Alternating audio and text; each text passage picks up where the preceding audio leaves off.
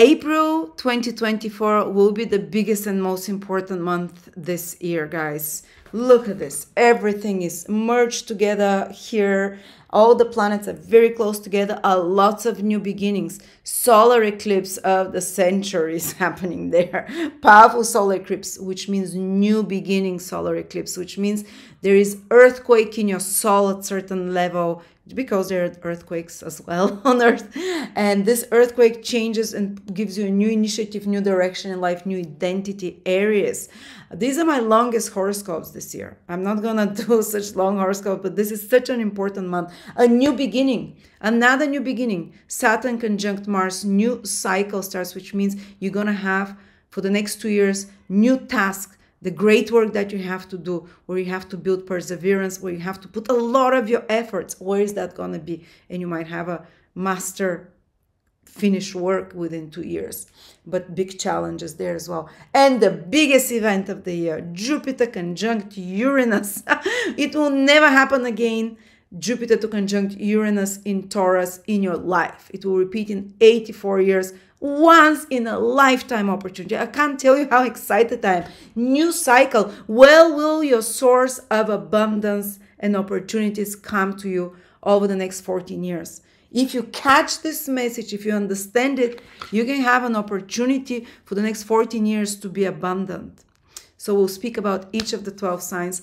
But before I start, I want to tell you that this is my birthday month, April. If I'm still alive after April, with all the eclipses and new beginnings, I want to make you a gift. All my courses will be 30, 40%, sometimes even more off. I do this only once per year for 2 weeks. This is the time. All my courses, personal courses, if you want to learn astrology over 1,000 hours, they're short courses, long courses, I'll put them. You can buy them now. I hope you enjoy this. And we still have a few places for the retreat with me in Bulgaria at the end of May. We have 3 places, I think, so quickly write to me if you're interested to organize everything quickly for you. This is the most personal retreat I ever do, because I'll be looking at all of your horoscopes individually. It's very private and it's very personal. It's a small group only. So thank you so much. Let's start. Aries, Sun, Moon, Rising. This month is the most pivotal month for you, Aries, because it's solar eclipse in Aries, the last one for the next 10 years, at least 9 years.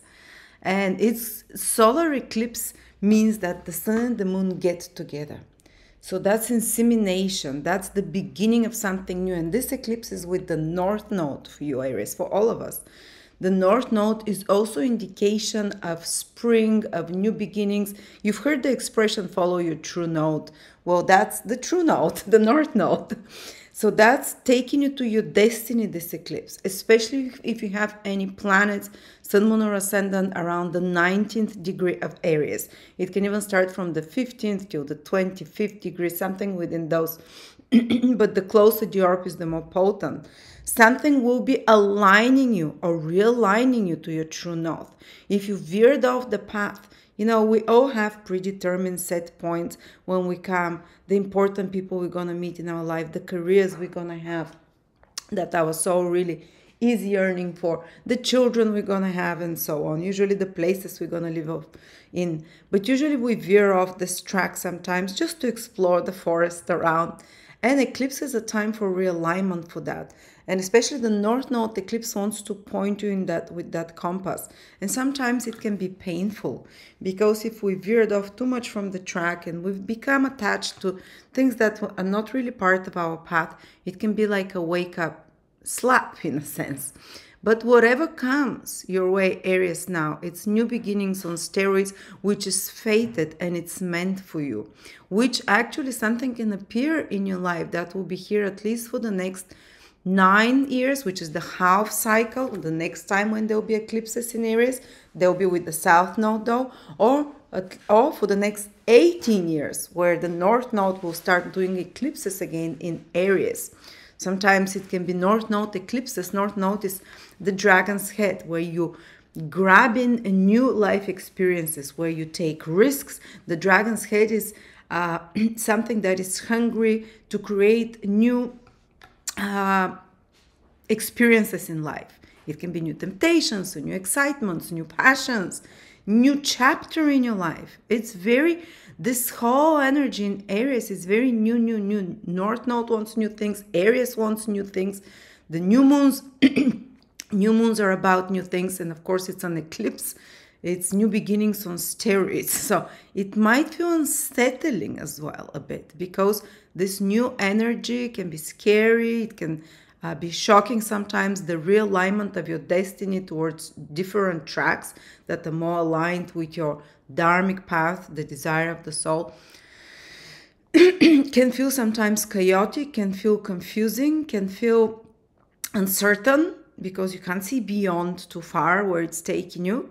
But it definitely will break many of you, Aries, if your sun, moon, or rising, especially those degrees, into a new routine. So, for example, for Aries ascendant, it can be a new attitude to life, new beginnings in their life. And usually eclipses with the North Node tend to give you something. Tend to give you something new, tend to create new karma. Let's not call it karma, but things that you haven't experienced in past lifetimes. And things that you really crave to do, but you are not very good at doing because it's not your area of expertise. So you kind of feel a little bit like the fool energy of the tarot, going on a new adventure, blind, maybe a bit scared, but you're heading in. And Aries is very enthusiastic sign. Aries people feel alive when there are changes. So I think if you have strong Aries in you, this eclipse will not be so disrupting. You know, the eclipses might be more disrupting to people that prefer the same thing over and over. It will be disruptive for those of you who are stuck in a pattern.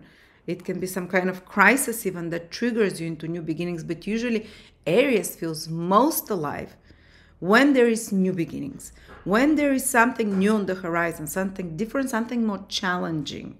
Because Aries is not a soft sign that just wants rainbows and comfort zone. Aries likes a challenge, likes something that is a little bit risky, out of comfort zone.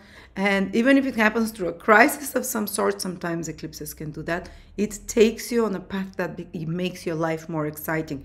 Look back to almost 19 years ago, 2005, 2004, 2006, there were eclipses in Aries with the North Node. If you are still alive then, if you're a dinosaur like me, for me it was a time where it was quite chaotic, but I moved the continent. I tried to live in a different lifestyle. There was a lot of changes, changed jobs. Within actually those 2 years, I changed a few jobs, moved to 3 different places. So there's a lot of newness there. And if you've been willing to do something different with your life, now is the time. This eclipse will give you the push. And don't think it's just going to happen on the 8th of April when the eclipse is happening. This new beginning is the eclipse is a prediction, or let's say omen, for the next 12 months. So I'm just making a whole prediction for you, Aries. The next 12 months can be very life-changing. For some of you, Aries, it started already from last year when the eclipses in Aries started. Now those degrees get activated. So what can it be? If your sun is in Aries, it can be new career, new direction, new inspirational project, something very different happening with the men, with important men in your life, and you know, the sun. If it's and also a lifestyle, new lifestyle, eclipses, the Rahu that causes eclipses, the nodes, they're depicted by a dragon or a snake. Rahu is the dragon's head or the snake's head, and this eclipse is happening there. And water eclipse is known for shedding their skin. So it's time to shed your skin, and you come up with much more brighter, colorful, exciting skin. You can feel excitability around you. You're shedding your skin, Aries, and you are taking on a new identities. So it can be a new role that comes in your life. If it's your sun, there are new self-identity, new activities that you do. Aries is physical, new physical interests as well, new initiative, entrepreneurial direction. If it's your moon, it can be something very new in your family life, in your personal life, in your relationships. And of course, again, eclipse carries a degree of possibility of that it starts with a crisis, a shock, a surprise. And if it's your ascendant, overall, your physical health, your lifestyle, your direction in life, your self-identity, how you present yourself, It's happening on my sun, very close. So I already, and you can feel it up before a month or 2 months, even before the eclipse.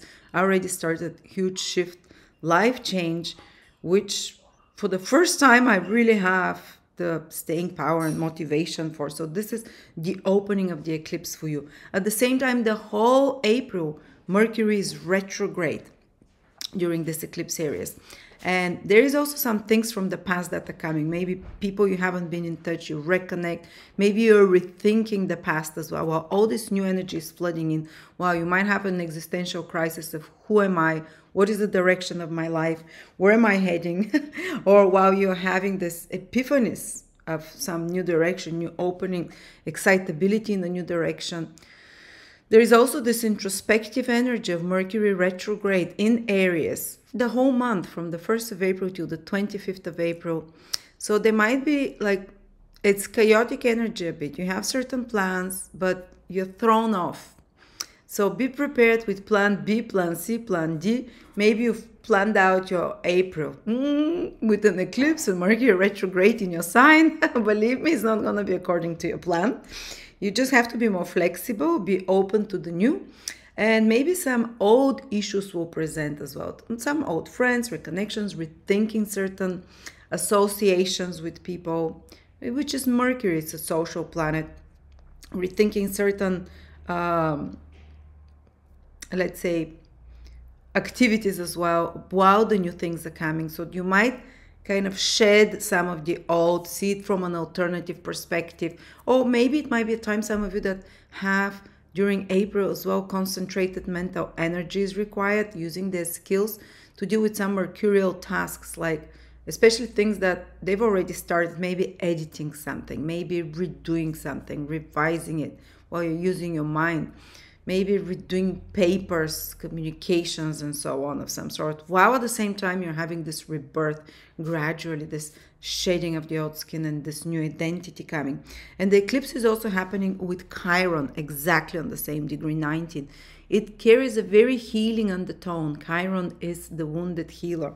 It can, and with Mercury retrograde, it can waken up some old wounds, especially ones that we cannot heal, that are usually childhood wounds.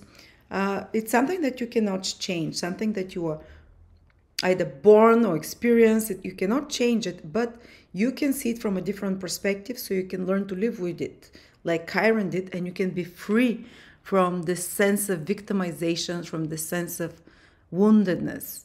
So there is a possibility for Aries also for a breakthrough, some kind of healing, because they do some retrospection, Mercury retrograde, they see something, they realize something. Even if you're in counseling, you can have a big breakthrough that changes your identity, that brings back the past but heals it, sees it from a different perspective.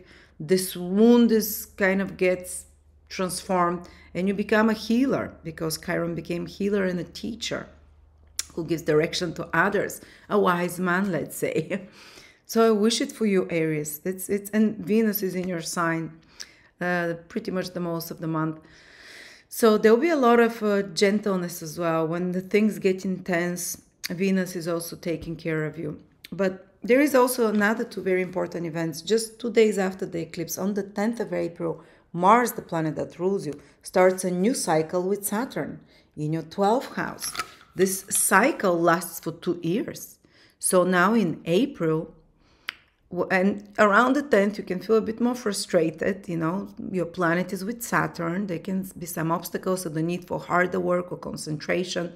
Maybe you might feel a bit like lowered energy or having to jump some hoops.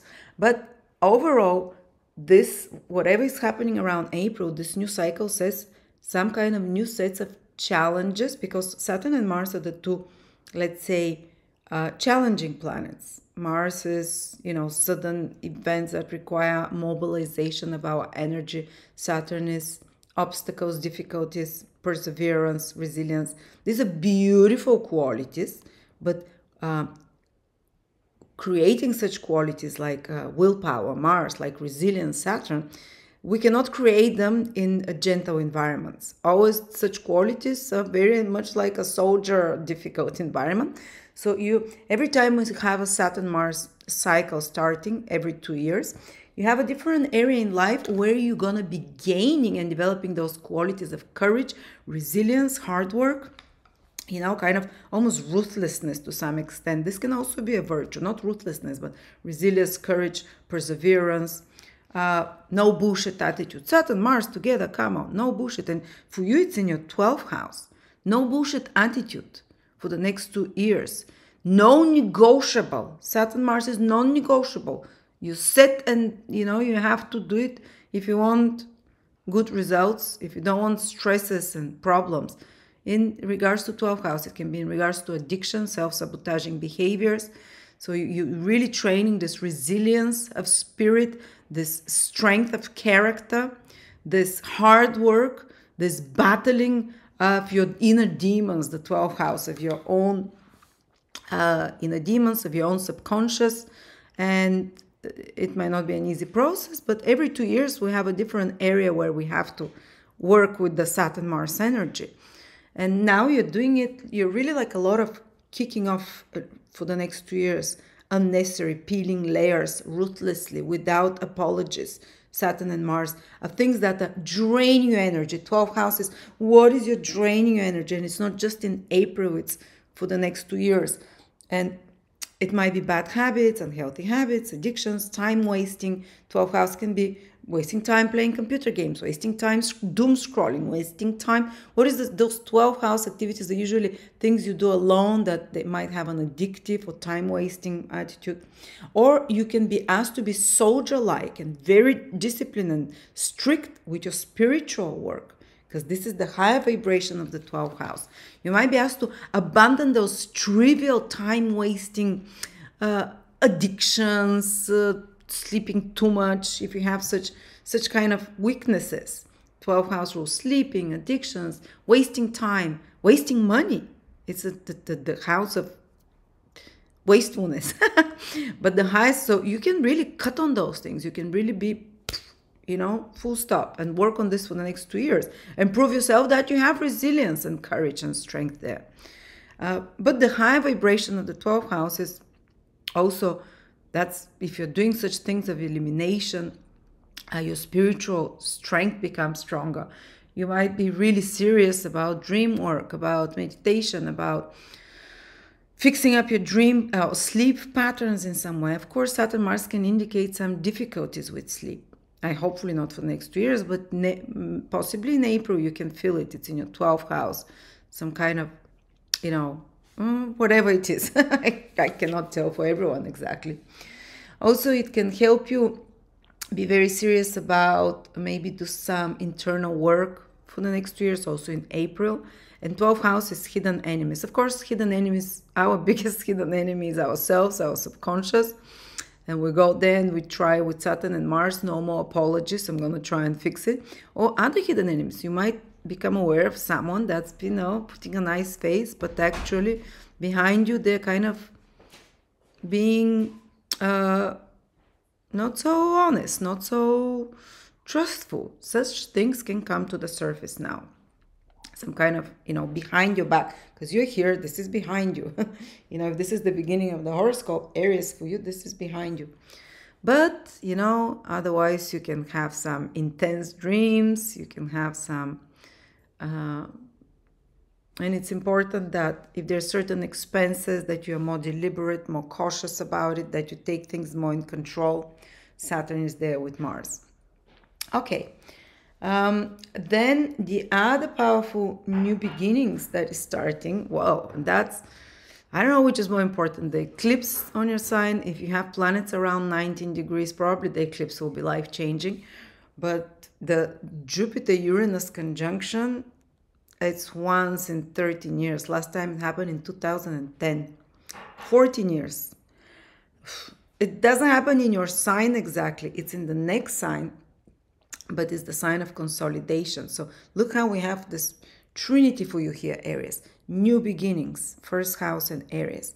12th house, endings, letting go of the unnecessary. And Pisces is the same energy as the 12th house, that you're doing hard work on eliminating ruthlessly. And second house, Taurus, consolidation. So endings, new beginnings, consolidations. Taurus in the second house is You can start creating something that's long lasting for you, this new identity, while you're simultaneously ahead, releasing, starting new beginnings, Aries, and making sure that those new beginnings are lasting for you and become source of energy support for you. So the Jupiter-Uranus conjunction happens so rarely. It's in your second house. Unless you have planets there, or, you know, this conjunction is aspecting something, you might not feel it fully, but something is being born now in April, in May, even already before from March, while this conjunction is closed, that can be determining for your financial state for the next 12, 14 years. Giving you an example, last time Uranus and Jupiter met in Pisces, that's exactly when I started my astrology career. And that was in my second house from ascendant. So I experienced already Jupiter conjunct Uranus in the second house from ascendant. I can tell you that's when I started the beginnings of something that's been giving me income for 14 years, and it's been growing progressively. So pay attention. There can be inspirations, sudden downloads, sudden opportunities that come about some extra income, about more financial support, about more financial security, more, not only security, more like abundance, even with Jupiter and Uranus.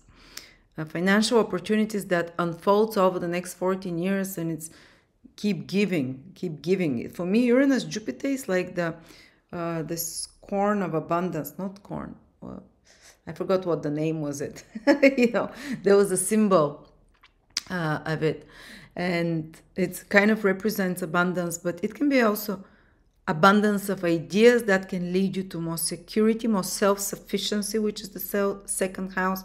So whatever you do now, and things come to you as an opportunity, you might not see immediately results, but for the next 12, 14 years, you might really unfold it to be a source of security, a source of nurturing, a source of energy for you, a source of money, a source of self-reliance and independence, because the second house has those qualities as well, self-sustenance.